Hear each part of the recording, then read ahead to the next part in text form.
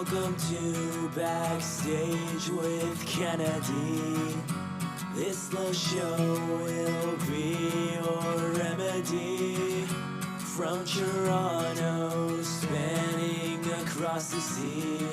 Cool people, lots of laughs. This is your favorite podcast. Yeah. Hello and welcome. My name's Kennedy from the Backstage with Kennedy podcast. I got a guest today who happened to be episode number 1. We're now on episode number 80. He's in one of my favorite bands in Toronto. If I could say anything about these guys, it's that they're great human beings as well as great musicians. They've always been so close to so easy to open up to the scene, and they've been very welcoming to everybody new to the scene as well. So very happy to have on Kyle from the Filthy Radicals. How you doing today, brother? Hey, buddy, how are you? I'm doing good, man. I'm doing good. I'm glad that we could get you back on the podcast. I mean, it's nice to see your face again.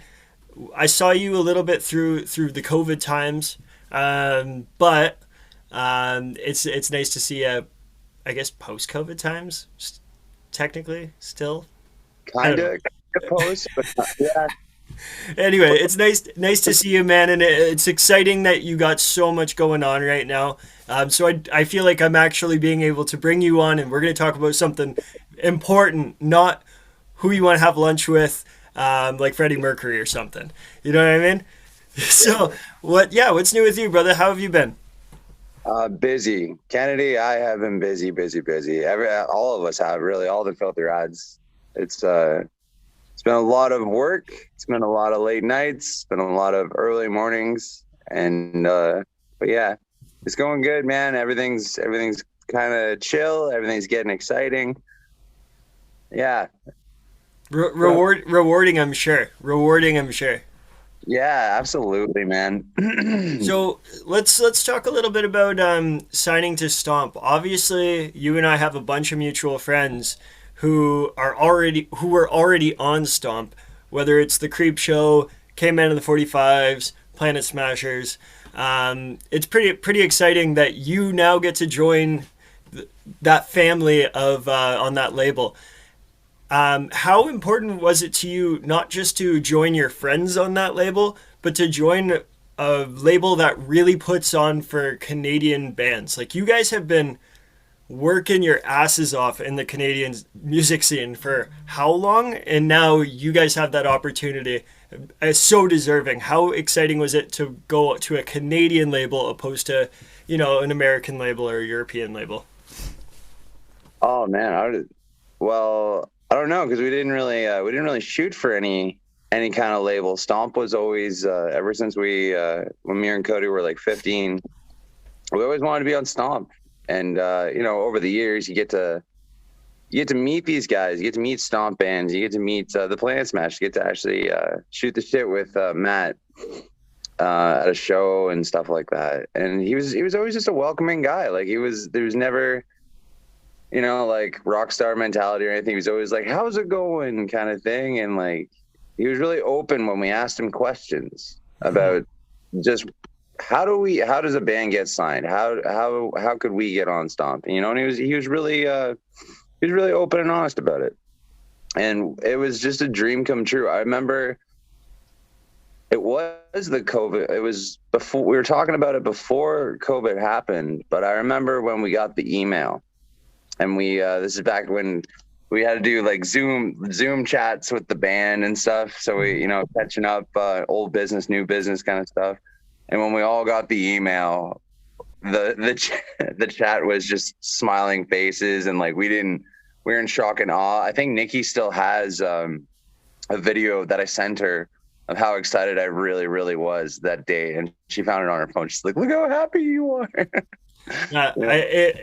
I can tell it's almost like a dream come true, and you know what? You guys are gonna fit so perfectly in that roster as well. Like, looking at some of the bands and some of the people that are in there, it's really not just it's not really just a a label. It's a family as well. You can tell when they go on tour, when they have their big shows, their reunion shows, their anniversary shows. Like, you see how many people get involved, and people will come up on stage for each other's sets. Like, it's, you guys are very much like-minded people, I guess. Oh man, I hope so. Otherwise, it could get awkward. So you got Freedom 45. The new project came out. Hell yeah, I love it. I know a few months ago I spoke to you about kind of like the Filthy Radicals sound, and I was like, dude, I love when you guys get heavier, and like a lot of the old stuff was super heavy. And then that last album, you kind of took like a little bit of a break from the really heavy stuff, and I feel like you came back to it a little bit. What was kind of the what was the idea behind going that direction? Were you guys like, you know what, let's just rage on this? I mean, it's definitely got that ska influence, and it's heavy ska, but like, Kyle, when you scream, dude, I love that, man. That gets me hyped up. What was the thought process behind going a little heavier with it? Well, the Filthy Radicals, even back in the day, we always wanted to be heavy. It just so happened that sometimes we write, just certain songs come out a little bit more major chord, like than we intended. But it was like, oh, that's a good song, let's throw it in there. But the cool thing about the Radicals is that we always have the intention of being heavy all the time. It's just sometimes, you're right what you're right, and if we like it and it's a cool song, it's like, yeah, all right, that's cool, let's do it. Yeah. And that's one thing about the Rads that I think keeps us going. Like, it's cool to go to a show and you see a band that sounds like the Ramones, I guess, but if every song kind of sounds exactly the same, it's a little tiresome. Yeah. So with us, I like it because we all listen to very, very different stuff. We all listen to punk, obviously, but with our stuff, it's kind of like a mix of everything that each member would be into. And then when we bring it together, it kind of all comes as it is. And it's always a rad song. Like, it could be a soft ska song, could be a reggae song, could be a straight punk song, ska punk, could be like almost metal, could be like garagey in a way. Like, that's the one thing about the Rads that probably will never change. It'll always be like going like this, like a wave. Yeah. Sometimes it'll be like calm. Other times it might just take the whole ship down, Yeah, man, I love it. And I love the versatility that you guys have. And it does come across as natural, opposed to like, hey, you know what? We have 4 ballads and we need 3 ragers right now. Like, it doesn't sound scripted like that. You know what I mean? It sounds like you guys went into the studio and you're like, let's write some good shit. And then good shit happens. But it's all about experiences too, right? Like, we're mainly pretty much storytellers with a lot of stuff that we do. And it all, the emotion of that day or that situation will come out in the song with us. Like, Andrew, our guitar player, like he has a song now.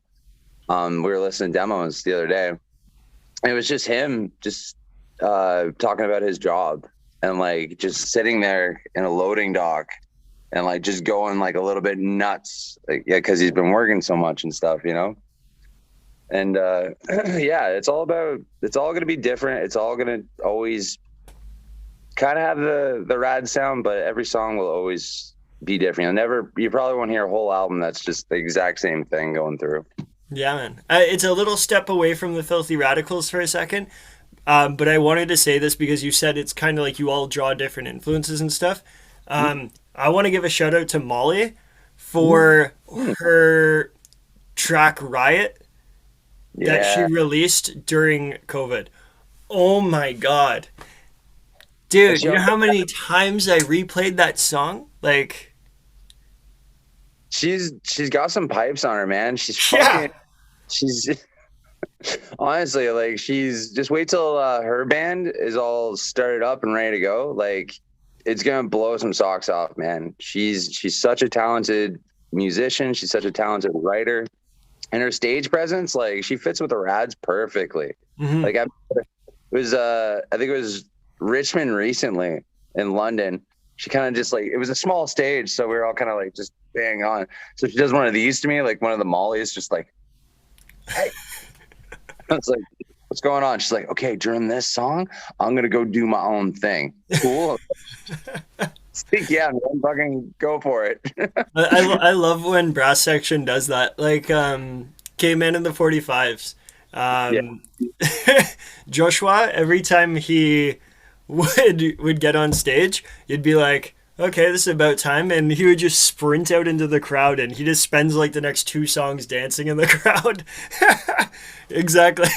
He's just playing the trombone in the crowd. I'm like, man, it's a tight space for that, but I'm into it. I'm into it.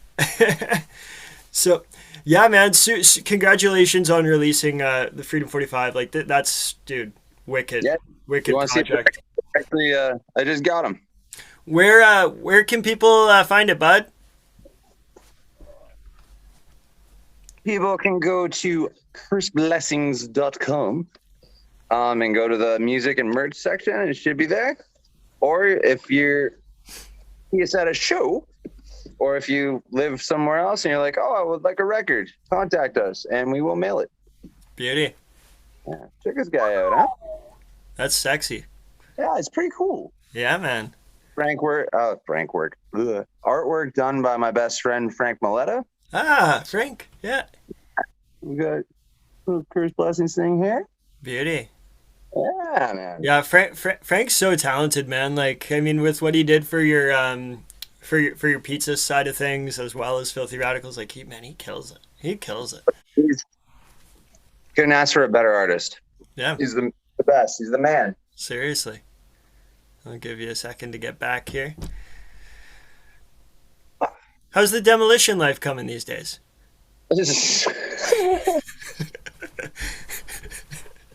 Yeah, day jobs. You're demolishing things. It's a lot of digging these days. A lot of people have money and they want bigger basements, so it's all been like underpinning and shit. So it's punk rock, dude. It's punk rock. Keeps the food in the fridge. That's what it's about. Yes, sir. Yes, sir. So you have a show coming up, man. Oh, we got 2. Let's talk about those. Fuck yeah. December 3rd, we got we're at the Atria in Oshawa for the Curse Blessing show with Revival and No More Moments. That's gonna be a really cool show. I'm stoked for that one. Yeah, man. And the very next day in Toronto at the Hard Luck, we're with Brutal Youth in the Creep Show. Unreal. Yeah. Unreal. I mean, like, dude, and like the Curse Blessings guys, I love them too. You know what I mean? Between Gabe, Doug, Al, like the 3 of them, like, man, they're doing big things for the scene, and I'm so thankful, so grateful for that. Man, they kick ass. It's awesome to see that they're bringing an Indigenous band down as well, who's never, I don't think they've ever played in Toronto. No More Moments. I don't think they've ever played in Toronto before. I don't think so. I think I spoke to Al about that, something along those lines. Well, at least we get them in Oshawa. That'll be cool. Yeah. Like it's wicked, man. It's wicked. So I'm glad. I could be wrong, but I'm pretty sure. Anyway, I'm super amped for that. I may have to make a trip down to Oshawa and then come back home and then go to the Creep Show, Brutal Youth, Filthy Radicals show. That would be a wicked weekend or 2 days. Super amped for that, man. I'll buy you a beer. Come on out. Thank you. I will accept that beer. I'll sneak a non-alcoholic beer in my pocket for you. Oh, anybody else that if people just came up to me on the street, even if they didn't know me, and they're just like, you look like you need a non-alcoholic beer, I'd be so happy, like all the time. Yeah, man. So I think that's a pretty good baptism into Stomp is being a part of that show, right? Oh hell yeah, that's crazy. It's crazy, man. Like we were talking to who were we talking to? I think it was the band chat, and we were just like, it's 2 records, 1 month. It's like, this is a lot, like 2 different labels. Like, and we're just like, no one's ever done this before that we can think of. It's like, this is a lot. Like, it's busy. Like, it was a busy couple of weeks, man. But like getting the message saying it's like, hey, do you guys want to play the December 4th? We were just like, oh fuck yeah, we do. Like, because you got to remember, like we knew about the Stomp stuff way before COVID and everything, because we had presented the songs and stuff, and we were just working out details. But when COVID happened, it was a big pause for everybody. So there was always talks of things that were gonna happen, but COVID kept going. So we're like, now that it's actually happening, it's just it's actually happening. I love seeing you busy though, man.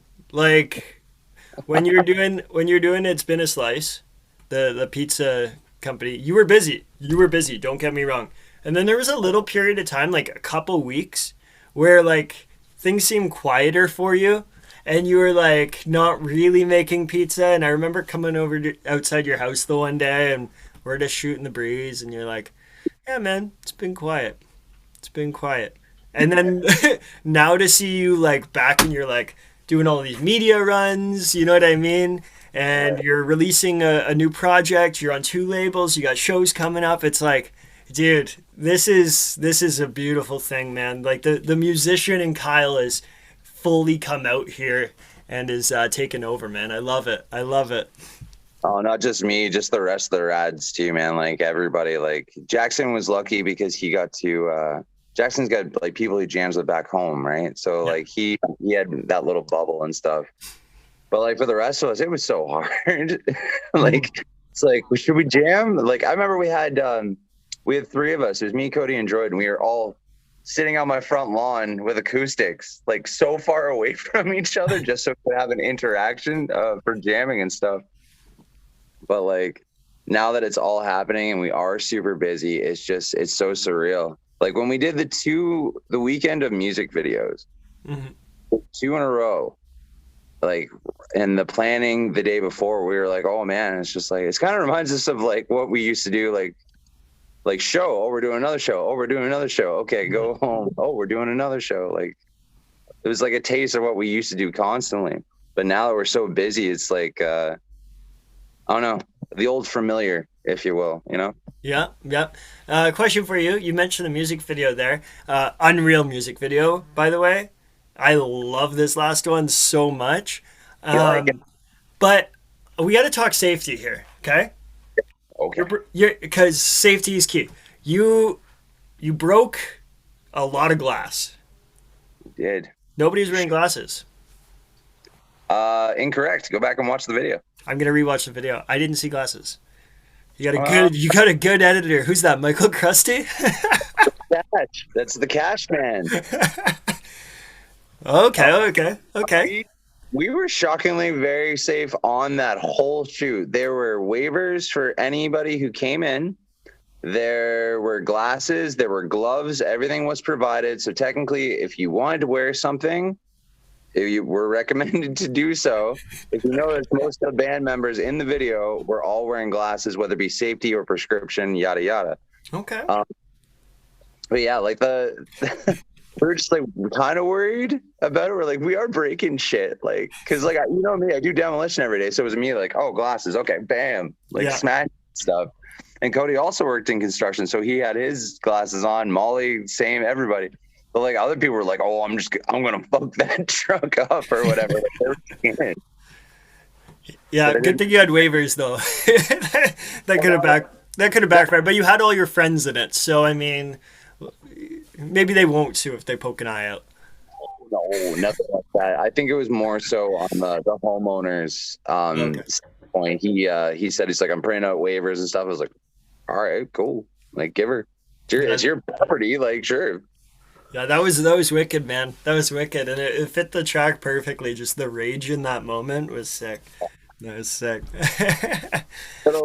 Some stuff in that video like is funny. Like I talked about it in another interview, but Jackson breaking or trying to break the glass on the first attempt, it didn't break. It kind of just bounced off, and he was just like, oh, what the fuck?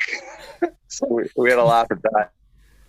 Eric Crowley took the first swing of the night, and you can see him with a joint in his mouth, just like wham right through the windshield. But he got the hammer stuck.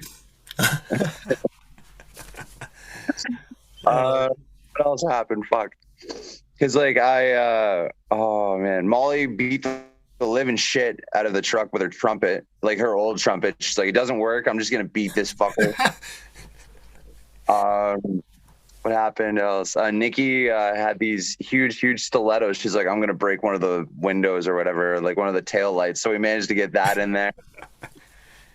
That's wicked. Doug threw a keg. Like it was hilarious, man, because like you get enough people in one like little vicinity, it's like, okay, we're gonna break this. Like everybody gets creative. Yeah. Like, well, that's the way to do it, opposed to everybody just hitting it with hammers. So, you know, like you gotta get a stiletto in there and an old trumpet. Like you gotta do what you gotta do. I love it, dude. I love it. You mentioned Jackson there, man. I'm excited because I've been Facebook friends with Jackson for a while. And obviously I've known you for a while, but like I get to meet Jackson for the first time coming up. you never met him? I've never met Jackson in person. You should probably take a couple shots of whiskey before you meet him. And possibly a penicillin shot. I mean, hey, I'm kidding. It probably will happen. I will be doing lots of shots of whiskey that night. So, but yeah, I mean, he's in the Lexington Cure. He's a busy man himself. So I'm amped to have him on my show December 2nd. So, man, you and I have a crazy December. Holy. Yeah, dude. Like it's gonna be something else. I'm excited, man. So much live music, so much good live music.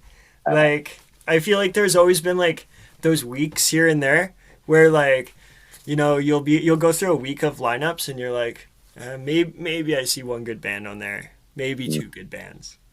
Now you can go any night of the week and see a great band, and it's like you really have to like set up a level of like priority. You know what I mean? Like, I'm definitely going here, and then if I can, I'll go there. Kennedy, how old are you again? I'm 26. 6. Okay. Did you ever get to go to like the original Warped Tour? You know what? I mean, what are we classifying as the original Warped Tour? Because like I went to Warped Tour in Barrie at the Molson grounds, like back in like I want to say that was like 2005 or something. I went with my dad and we got to hang out with Ill Scarlet after, which was pretty cool because they were like my favorite band growing up. Nice. Yeah, they were on that small stage. I remember that. I missed their set. I saw Bless the Fall instead. Okay, what festival, shout out to Vans Warped Tour here, what festival has 2 stages with the exact same name? I went to the one stage thinking, I'm going to go see Ill Scarlet. Well, Ill Scarlet was playing on the other van stage. So they had 2 van stages, so I missed their whole set. I saw Bless the Fall and a rapper, and I wanted to see Ill Scarlet and Silverstein. Like, oh, what? Mad, man. Only you figure it out, and they're like, "Oh, this is the wrong stage." You run to another stage. You don't sit there and watch the band. We did. We're like, maybe they're delayed. We'll catch it later. So, in comparison to what you were talking about before with the Warped Tour thing, the original Warped Tour, you go and they'd have the big blown up sign and the times and what stages, right? So you'd be writing it on your arm of which ones like took priority and which times. And if you had a lull period in between, you'd be like, "Oh, I'll just catch one of these bands I've never heard of." It's my old man Warped Tour dance there. Yeah, no, that's exactly it. That's exactly it. And any like really good festivals truly like that. You know what I mean? But, dude, you guys are on the top of my priority list here. So I'm amped to see your shows, man. I'm amped to see your shows, and I'm not just saying shit for the sake of it. I mean this. So I believe you. I believe the salesman. I believe you. Good. And then on a side note, non-musical side note, um, you and I got to get together soon.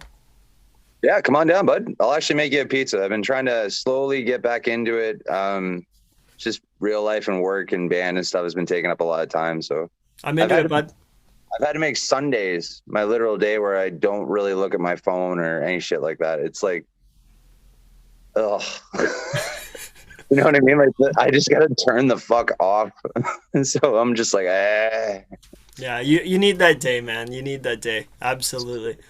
Well, You brother. are always welcome. You know that. You can come on over, man. Yeah, You can man. meet the hairless cat. I'm allergic to cats, but I'll still come by. Take an allergy medicine. Come on by. Anyway, brother, I appreciate you coming on the podcast. Thanks so much, man. Everybody, please go check out Freedom 45. Please get out to the Filthy Radical shows because you will not be disappointed. The energy these guys bring is like no other. If you want to rage your face off and then have a nice tear coming down your face because of how beautiful the song was, they're the band to go listen to, all right? So, yeah, thank you so much, man. Episode 80 in the books. Filthy Radicals, Mr. Kyle. I will see you soon, buddy. Thank you. I love you, buddy. Love you, brother. Cheers. Cheers.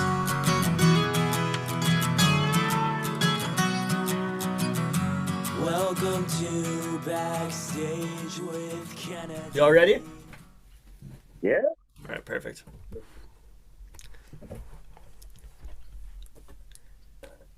Don't smile at me like that.